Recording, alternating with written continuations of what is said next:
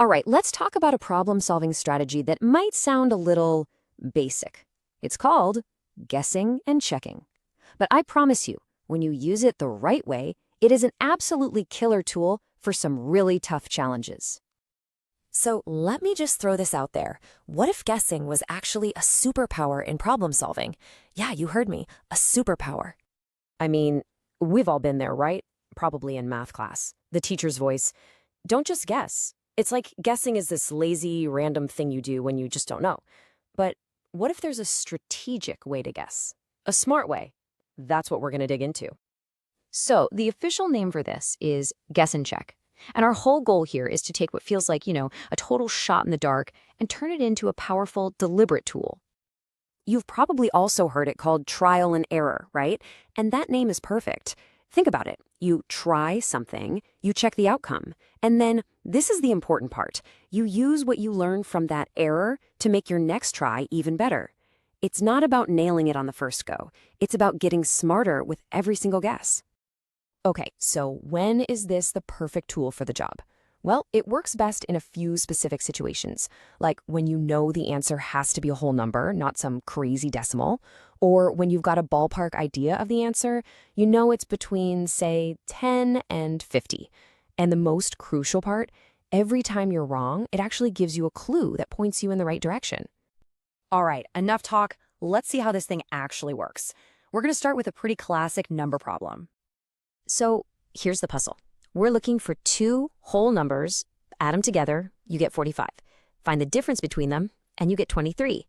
Simple enough, right? Okay, let's make our first guess. We need the sum to be 45, so a good starting point is somewhere in the middle. How about 20 and 25? Their sum is 45, so that part's good, but their difference is only 5. We need 23. So what did we learn? Our difference is way too small. That's not a failed guess. That's a clue. It tells us we need to spread those numbers further apart. So, for guess number 2, let's act on that clue. We need a bigger difference. Let's try pulling them way apart, say 10 and 35. The sum is still 45, which is great, and the difference? It's 25. Now look at that. We went a little too far. We overshot it, but we are so close to 23. We're zeroing in on it. Okay, we know 10 and 35 gave us a difference of 25, which was just a little too big. So let's make a tiny adjustment. Instead of 10, how about 11? To keep the sum at 45, the other number has to be 34. Now for the moment of truth. What's 34 minus 11? It's 23. Boom! We got it! Problem solved. So there you have it. The answer is 11 3/4. And you see what happened, right? We weren't just throwing random numbers out there. Every single guess was smarter than the one before it because we used the error to guide us. Now, this whole strategy isn't just for, abstract math puzzles. Let's try it on something a little more real world. A problem with money. Okay, here's the scenario. Anne's got a wallet with 8 bills in it. They're all either 5s or 10s. And all together, they add up to exactly $50. So the question is, how many of each bill does she have? All right, time for our first guess. We've got 8 bills. Let's just pick a combo and see what happens. How about mostly 5s?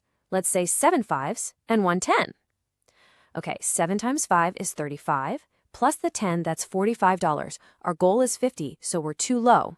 But again, that's not a failure. It's information. It tells us we need more money, which means we need more of the higher value bills, the 10s. So for guess number 2, let's do exactly what the clue told us. We'll swap out a 5 for a 10. So now we have 6 5s and 2 10s. That's still 8 bills. Let's run the numbers. 6 times 5 is 30. 2 times 10 is 20. And 30 plus 20 is $50. We nailed it. See how that works? One smart adjustment and we're there. And that's our answer. Anne has 6 $5 bills and 2 $10 bills.